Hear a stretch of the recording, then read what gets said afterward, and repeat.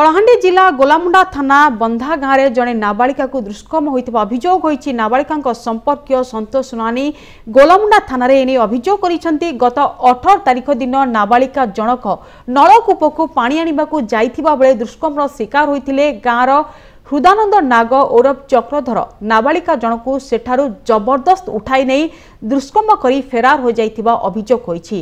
पीड़िता को प्रथमे भवानीपाटना पर विषम कटक डाक्तरखाना को स्थानांतर करा जाइछि। सेपटे पुलिस अभियोग आधार रे घटनार तदंत आरंभ होइछि।